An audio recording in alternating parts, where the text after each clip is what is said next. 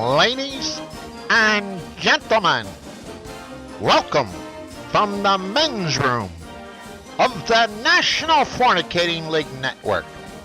Today, we have a legend, a man who dominated the league his entire career, a man that has broken all of the fornicating records, a man with the power of a pile driver and the speed of a jackhammer. You know who I'm talking about.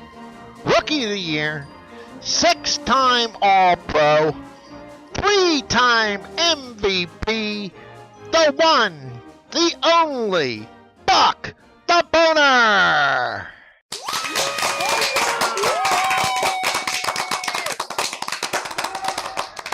You hear that? Hey! I'm recording my show. Knock it off. Hi, I'm Buck DeBoner. I'm your host. Welcome to my first show, Talking Fornicating 24/7. The new news coming out is I have just written a book, The National Fornicating League by Buck DeBoner. Okay, it came out yesterday. It's already #1 on the New York Times bestseller list. If you like fornicating, sports, and laughing, this book is for you. It's rude, crude, X-rated, and funny as hell.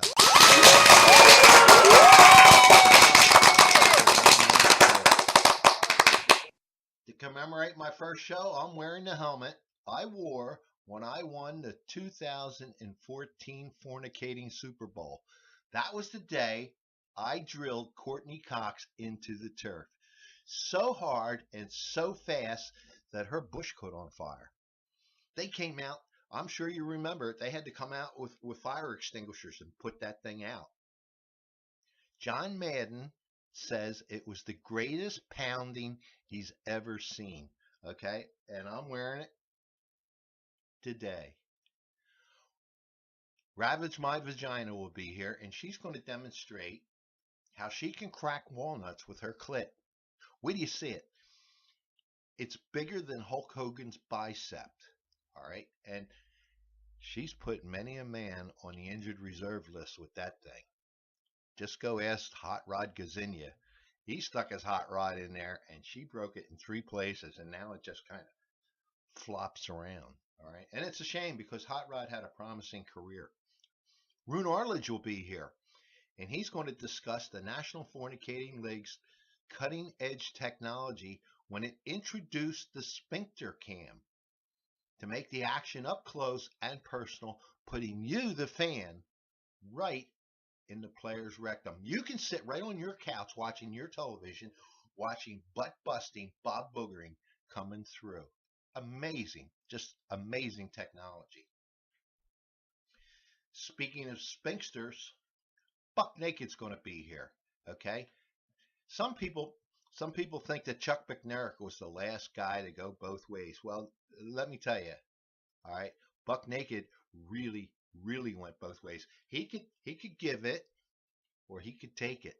Okay, and that was the days before they wore condoms. You know, they weren't as conscious of these concussions as they are nowadays.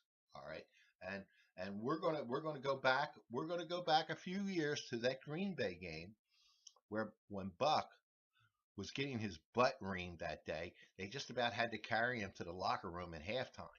All right, and the doctor in there checked him out, and when he looked at it, he said that they say that his sphincter, okay, was swollen the size of a pineapple.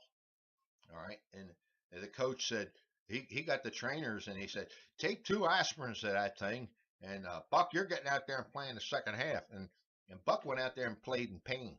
Okay, and he won. He won. All right, these new guys with these big contracts, they would never do that. Jerry Jones is going to be here. He's going to take time out from his busy schedule, and he's going to explain to us why he fired his entire team and replaced it with Mexican labor. All right. He was telling me on the phone that he can now get a quarterback for $7.50 an hour, and and and he'll he'll mow the lawn. All right, and that's something that Tony Romo would never do. Chickenhead Marjorie Evans. All right, the first player to play the pregame national anthem on a skin flute is going to be here in the studio. All right, we all remember her mother when the TV camera caught her in the stands. She was proudly displaying that sweatshirt that said, "That's my daughter playing the skin flute." All right, Mom's going to be here too.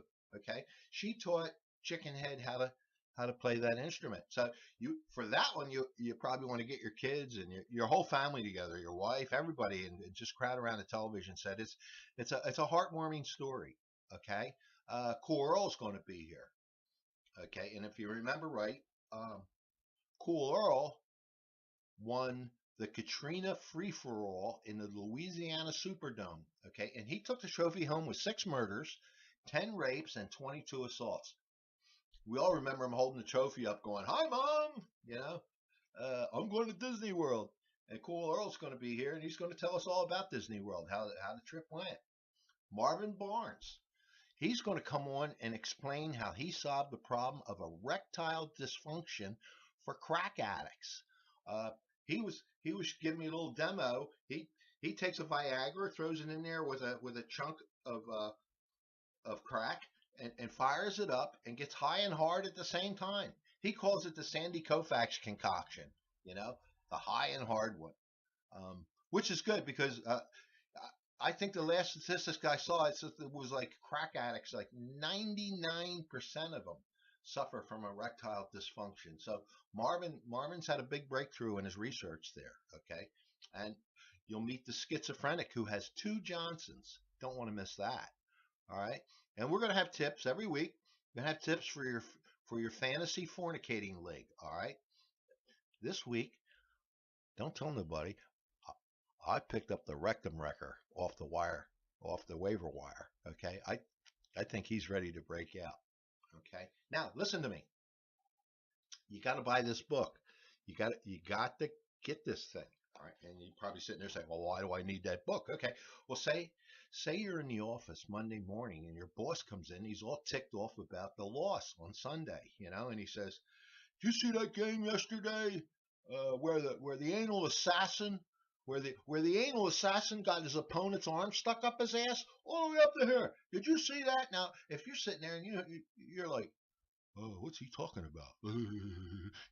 What?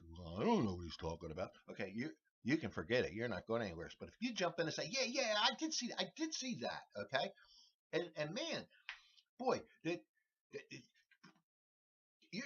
he punched his way in.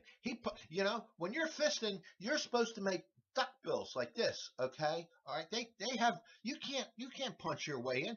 That's why they have those rules to protect the players. All right, and like out of 60,000 people, yeah, the only guys that missed it didn't see it were the referees. All right, they should have thrown a flag for roughing the rectum. The whole game turned on that.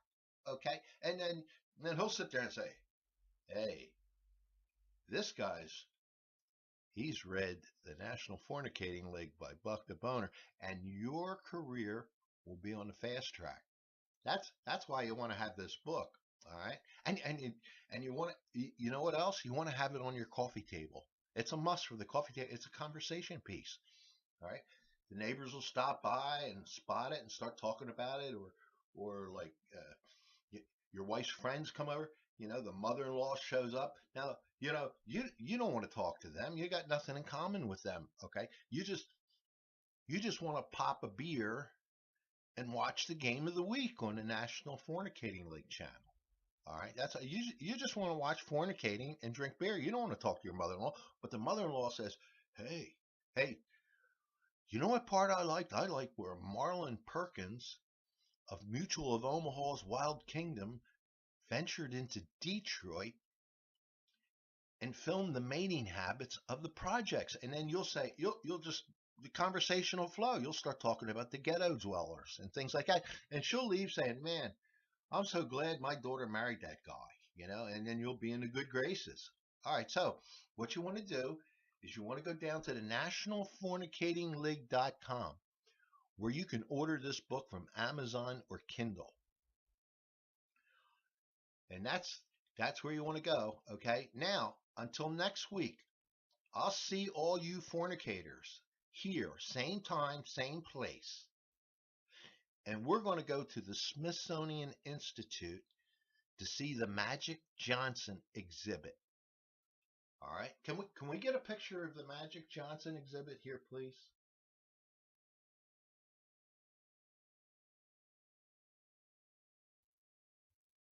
Thank you. Thank you. Okay. That Johnson sired 37 children at the Martin Luther King projects. There's magic in it.